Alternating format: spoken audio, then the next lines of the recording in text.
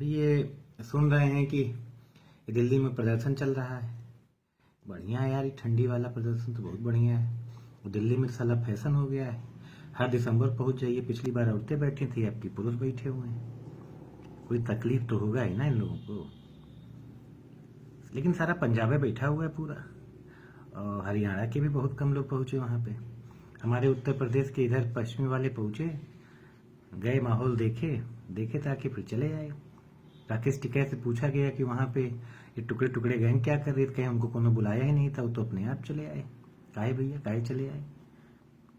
और ये पूछा गया कि पंजाबियों से, जो कुछ लोग गए थे वहाँ पे, कि आपके लिए मोदी सरकार ने उसमें ये प्रावधान रखा है, तो कह रहे हैं हम तो, हमारा खुद पेट भरा हुआ, हमको नहीं चाहिए, काहे काहे दे रहे हैं। तो किसान तो यार हर जगह खोते हैं, पंजाबी किसान है क्या। और उसी में चलने के बाद इधर कनाडा में प्रदर्शन हो रहा है, इंग्लैंड में हो रहा है, उसी में कोनो खालिस्तान का भी झंडा उठा रहा है। अबे खालिस्तान का झंडा उठावे खोए तो सबसे बढ़िया यही है कि जब देश आज़ाद हुआ था तो जितना मुख्य पंजाब था वो तो चला गया पाकिस्तान में। तो कनाडा में बैठ के अगर झंडा उठा रहे हो तो सालों पहले ये तो उठाओ ना कि लाहौर वाला पंजाब पहले लेंगे, उसके बाद इंडिया में आएंगे। इतिहास पढ़े हो कि नहीं पढ़े हो।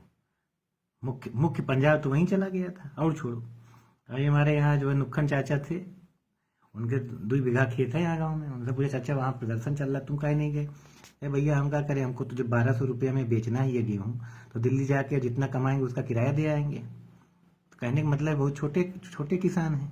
अगर छोटे छोटे किसान को कॉन्ट्रैक्ट फार्मिंग लेके 1200 की जगह उनको कुछ रुपया मिल जाएगा, तो ऐसे गरीब किसानों का फायदा है कि नुकसान है, हम तो समझ नहीं पा रहे। कहे थे कि हम पढ़े लिखे हैं नहीं। और जो किसान ऑडी और उसमें पता नहीं कौन कौन सी गाड़ी है, तो नामे नहीं ले सकते हैं, खरीदने की बातें छोड़िए, उससे बैठ के वहाँ प्रदर्शन चल रहा है इन लोगों का।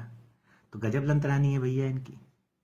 अब समझ नहीं आ रहा, हमारे नुक्खन चाचा के बारे में मोदी जी सोच रहे हैं, या वो सरदार जी जो ऑडी लेके बैठे हुए हैं, रेंज रोवर लेके बैठे हुए हैं और पूरा दिल्ली घेरे हुए हैं। दिक्कत है कि सिस्टम में जो बिचौलिए थे उनका सिस्टम खत्म हो रहा है, और ये सिस्टम वास्तव में किसानों के, जो ऐसे किसान जिनके खेत बहुत कम हैं और आने वाले समय में वो खेत कम होते जाएंगे, तो फिर ऐसा रहा जैसे पहले जिसको 10 बीघा 25 बीघा 50 बीघा खेती होती थी, आज सबके पास 5 बीघा है, 3 बीघा है। अब मेरे परिवार में मान लीजिए 60 बीघे जमीन है, मेरे हिस्से में मान लीजिए 10 बीघे जमीन आती है, मेरे बच्चों के हिस्से में 5-5 आएगी, उनके बच्चे ऐसे घटते चले जा रहे हैं। ऐसे बहुत सारे काश्तकार हैं जिनके पास 5 बीघा आज की डेट में नहीं है। ऐसे लोगों के बारे में भी कौन सोच रहा है, कोई नहीं सोच रहा है। मान लीजिए मोदी जी की स्कीम, ऐसी स्कीम जिसको तो हमने पढ़ा ही नहीं है, हम भी नहीं पढ़े हैं, लेकिन हमको जरूर पता है कि अगर ऑडी के कृषक वहां पहुंचे हैं और मंडियों के लोग वहां पहुंच रहे हैं, तो इसका मतलब है कि मोदी जी ने सही जगह टेटुआ दबाया है। अब लिए बवाल तुम लोग वोंडर ठान रहे हो। अरे यार आराम से रहो, जियो खाओ मोर रहने दो यार, हमारे नुक्खन चाचा जिंदगी चलने दो।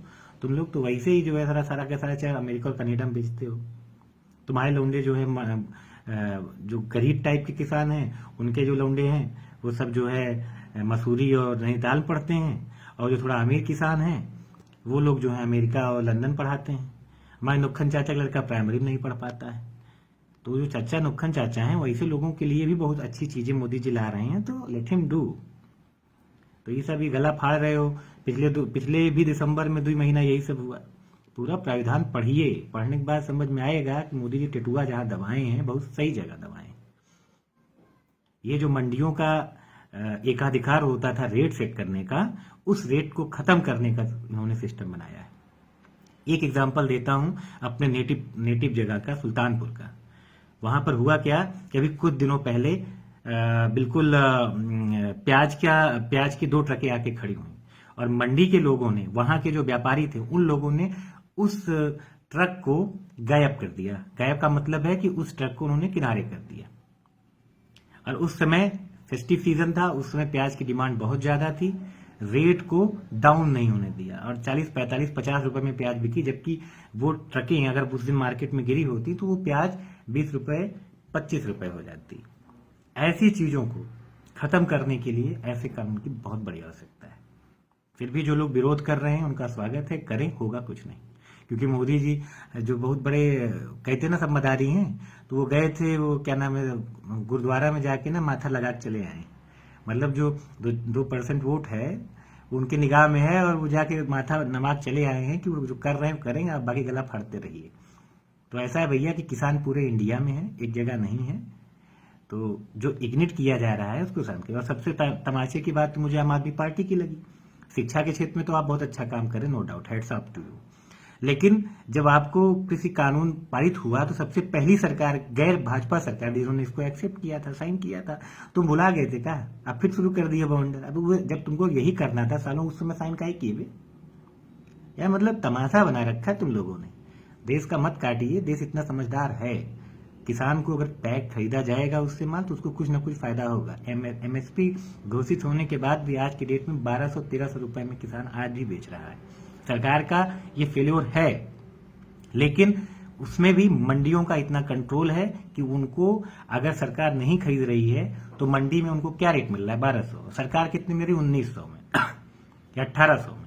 तो 600 का अंतर कौन चबा रहा है? ये वही लोग चबा रहे हैं जो दिल्ली में बैठकर वर्तमान समय में ठंड में, जिनको ये स्कीइंग करने लोग जाते हैं और ये घूमने जाते हैं, ऐसे ऐसे टेंट में बैठे हुए हैं, जिनको पिज्जा बर्गर मिल रहा है, उसमें कुछ फंड जो है कनाडा से भी आ रहा है, और उसमें ऐसे लोग भी हैं जो खालिस्तान की मांग कर रहे हैं।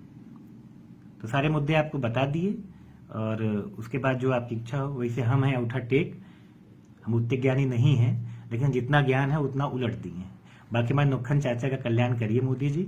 ऐसे लोग इंडिया में बहुत हैं, और बाकी सेठ लोग जो ऑडी पे वहां बैठ जाके प्रदर्शन कर रहे हैं, ऐसे बहुत कम लोग हैं। आपसे विनम्र निवेदन है, ऐसे ही टेटुआ दबाते रहिए। जय हिंद, जय भारत।